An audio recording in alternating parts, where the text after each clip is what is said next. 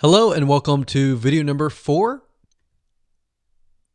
In this video, we're going to talk about your title and your description. So let's take what you have gathered in the previous video and let me show you how to properly create your titles and descriptions. So when it comes to creating titles and descriptions, we simply need to do what we did in the previous videos, which was the competitive research. And as you can see here, we have the videos 1, 2, and 3, the top number 1, number 2, and number 3. And of course, we have the main keywords. So we have this main keyword here. So that's definitely going to be in the title. And then of course, if you noticed, the target audience was beginners. So essentially what you're noticing here is that people are calling out the audience, and then of course they have the keyword in the title itself. And then of course you want to make sure that title, main keyword, and target audience is also going to be in your description. Now what I like to do is I like to go look at magazines in that niche. It doesn't necessarily have to be exactly, in this case, Instant Pot, but it needs to be somewhat of that genre. Now, one thing that I noticed was when we took a look at the Instant Pot chicken, you could write out something like top 6 easiest things. So instead of things, you could say chicken recipes or pot roast recipes to cook in your Instant Pot. Or you could say something like Instant Pot chicken dash top 6 easy recipes, or you could use a number. People like numbers, especially knowing that somebody gets an Instant Pot for the sake of saving time. You could say top 6 easy chicken recipes that take less than 30 minutes. Now obviously that's a little bit long, so let's head on over to Google here. So like I said, I like to use magazines. Magazines do a great job in creating titles. So as you can see here, I typed in Instant Pot magazine, and to the right, you'll notice that there's Instant Pot all-time recipes. So let's just go ahead and open that in a brand new window, like so. So it looks like we have to pay, but let's just go ahead and click the free sample. So we can see Instant Pot's all-time best recipes. So you could do something like all-time best chicken recipes, or Instant Pot dash all-time best chicken recipes, or all-time best chicken Instant Pot recipes. So obviously here we're not going to copy word for word because that's plagiarism, but we're going to use something different. We're going to tweak it around. What we're looking here is for headlines. So let's go back here.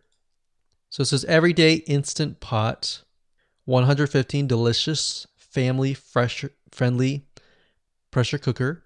So we can say everyday Instant Pot, 6 delicious family pressure cook recipes.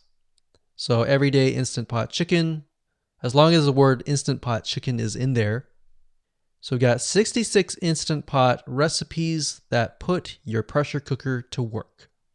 So we could say something like 6 Instant Pot chicken recipes that take less than 15 minutes. And yes, believe it or not, Instant Pot can literally cook something like a pot roast within less than an hour, or sometimes half an hour. Because it's a pressure cooker, it cooks a lot faster. So that's what I like to do, is I like to take a look at magazines. So it doesn't necessarily have to be Instant Pot in this example. It can be another food magazine. So essentially that's how to create the titles. As far as the description goes, if you take a look at what they've written here, the first one that's ranking really well, as you can see here, we've got Instant Pot 101 for beginners. So you'll notice that they are trying to target the keyword Instant Pot 101 for beginners. So they've stated that in the title, and they've also put it in the description. So it says everything you need to know about how to use the Instant Pot in a beginner Instant Pot recipe. So notice that they use the keyword beginner Instant Pot twice. And then of course they got Instant Pot hacks, Instant Pot yogurt. And what they're essentially doing here is they're linking to other related videos. Now, Google's smart enough and YouTube's smart enough to have an algorithm to read the description and think, okay, they've got other videos that they've created that are related to Instant Pot. This video must be good, or this channel must have a lot of relevant information. So we're going to rank it a little bit higher because it's going to give people what they want to see. So now we look down here, it says Instant Pot Chicken. So this is the lady who is ranking really high on Instant Pot, but also Instant Pot Chicken. So it says cook with me as I try a new recipe with my Instant Pot. So we can see the keyword Instant Pot here. And as you can see, the description is really written for the user, but it contains the keywords that are necessary. So you don't need to write something like Instant Pot Chicken or something that's just a bunch of garbled information. You want to make sure that the title and the description attract people first and foremost, and then embed the keywords within. So the third one, we got top 6 easiest things to cook in your Instant Pot, perfect for beginners. So it says, today I'm sharing with you the 6 easiest things to cook in your Instant Pot. So you can see here, the title is here, but the title is also in the description. It says, now these are perfect if you are just starting out or even had the Instant Pot for a while.